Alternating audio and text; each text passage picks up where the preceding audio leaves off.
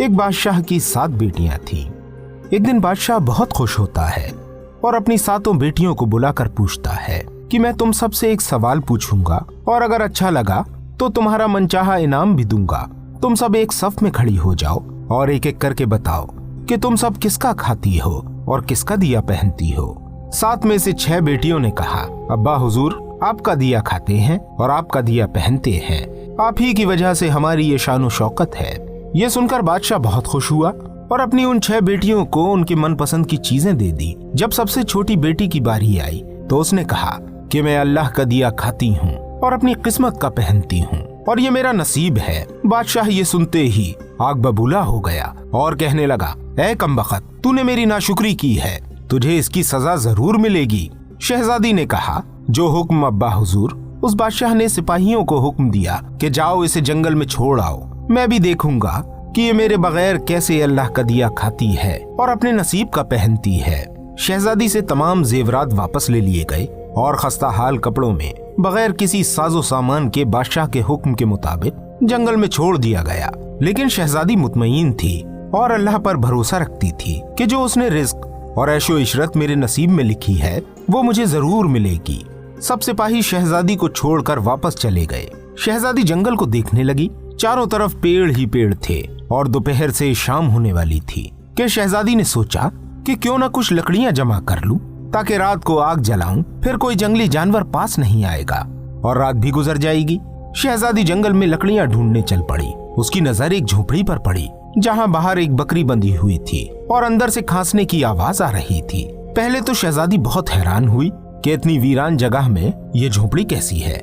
जब वो झोपड़ी के अंदर दाखिल होती है तो क्या देखती है कि एक बूढ़ा ज़ईफ एक चारपाई पर लेटा है और खांसते खांसते पानी पानी पुकार रहा है। शहजादी इधर उधर देखती है तो उस झोपड़े के कोने में एक पानी का घड़ा पड़ा होता है। वो गिलास में पानी भरकर उस बूढ़े ज़ईफ को पिलाती है और झोपड़ी की साफ सफाई करती है। इतने में बूढ़ा ज़ईफ शहजादी से पूछता है कि बेटी तुम कौन हो और इतने बड़े जंगल में तुम अकेली क्या कर रही हो।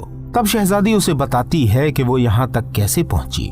बूढ़ा ज़ईफ उसे झोपड़ी में ही रुकने को कहता है और कहता है, मैं शहर में काम करता हूँ, सुबह शहर चला जाऊंगा और 8 दिन बाद आऊंगा। तुम यही रहो और झोपड़ी में खाने का सामान है और नदी पास ही है, तुम वहाँ से घड़ा भर लाना। सुबह को वो बूढ़ा ज़ईफ शहर चला जाता है और शहजादी यहाँ अकेली झोपड़ी में साफ सफाई करके बकरी का दूध निकालती है।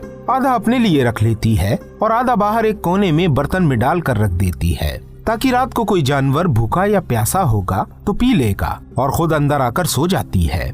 सुबह जब शहजादी उठती है तो क्या देखती है कि दूध का बर्तन खाली है और पास में एक लाल पत्थर पड़ा है जो देखने में बहुत ही कीमती मालूम होता है और पास ही सांप के निशान भी नजर आते हैं।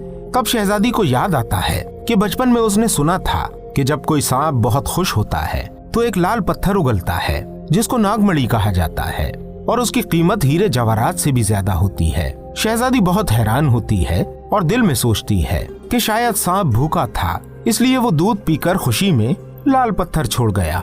फिर वो लाल पत्थर उठाकर अपने पास रख लेती है और फिर अगली रात शहजादी बर्तन में दूध रख देती है और जब अगली सुबह देखती है तो फिर एक लाल पत्थर होता है। ऐसे ही करते करते 7 दिन गुजर जाते हैं और उस दिन बूढ़ा ज़ईफ भी आ जाता है। तब शहजादी उसे वो लाल पत्थर दिखाती है और सारा वाकया बताती है और उस बूढ़े ज़ईफ को 3 लाल पत्थर देती है और कहती है कि शहर जाकर ये लाल पत्थर बेच दो और आते वक्त अपने साथ महल बनाने वाले मजदूर लेकर आना। बाकी के वो 4 लाल पत्थर शहजादी अपने गले में माला के तौर पर पहन लेती है और कुछ ही महीनों में जंगल में एक आलीशान महल तैयार हो जाता है जिसमें वो बूढ़ा ज़ईफ और शहजादी रहने लगते हैं।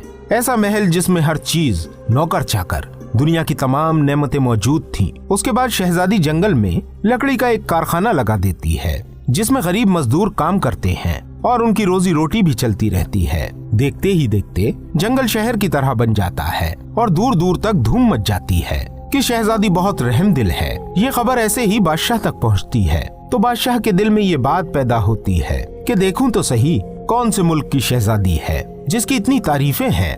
बादशाह अपने कासिदों के हाथ शहजादी से मिलने का पैगाम भेजता है। यहाँ शहजादी के सिपाही जब शहजादी को बताते हैं तो शहजादी ये हुक्म देती है कि बादशाह सलामत एक ही शर्त पर मिल सकते हैं कि वो अपनी तमाम बेटियों के साथ आएं सिपाही जाकर बादशाह को पैगाम देते हैं। एक दिन बादशाह अपनी तमाम बेटियों के साथ शहजादी के महल जाता है।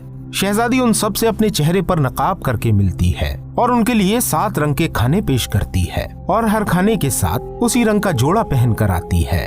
महल की शानो शौकत, खूबसूरती और शहजादी का अंदाज बादशाह और बाकी तमाम शहजादियों को बहुत हैरान और मुतासिर करता है। आखिर में बादशाह शहजादी से कह देता है कि तुम मेरी बेटी की तरह हो और मैं भी तुम्हारे कहने पर अपनी तमाम बेटियों के साथ आया हूँ। फिर हमसे ये पर्दा किस लिए? बादशाह के बहुत कहने पर शहजादी कहती है, ठीक है, मैं तैयार होकर आती हूँ। सब शहजादियाँ आपस में बातें करने लगती हैं कि इतनी तो तैयार है, इतने महंगे जेवरात पहने हैं, अब और कितनी तैयार होकर आएगी। इतने में क्या देखते हैं कि दूर से एक खस्ता हाल कपड़ों में कोई आ रहा है। गौर करने पर बादशाह को याद आता है कि ये तो मेरी वही बेटी है, ये अभी तक जिंदा है। मैं तो सोचता था कि उसे जंगल के जानवर खा गए, और जब मैंने अपने सिपाहियों को उसकी खबर लेने भेजा था तब उन्होंने ही बताया था कि वहाँ शहजादी का कोई नामो निशान नहीं है। तो ये कैसे मुमकिन है? बादशाह खुशी से झूम उठता है और कहता है कि शहजादी को बुलाओ, मैं तुम्हें शहजादी से आजाद करवा कर ले जाऊंगा, चाहे वो तुम्हारी कीमत में मेरी सारी बादशाहत मांग ले। ये सुनते ही शहजादी बोलती है, अब्बा हुजूर, मैं ही वही शहजादी हूँ और मैं न कहती थी कि मैं अल्लाह का दिया खाती हूँ और अपने नसीब का पहनती हूँ। बस उसी अल्लाह ने मुझे कहां से कहां पहुंचा दिया कि मैं आज आपसे भी ज्यादा अमीर हूँ। फिर शहजादी अपना तमाम हाल बयान करती है कि वो इस मुकाम तक कैसे आई और अपने गले का हार दिखाती है जिसमें अभी भी 4 लाल पत्थर मौजूद होते हैं। ये बात सुनते ही बाकी तमाम शहजादियां अपने दिल में रश्क करने लगती हैं और सोचती हैं कि हमने भी तब यही कहा होता कि अल्लाह का दिया खाते हैं और अपने नसीब का पहनते हैं।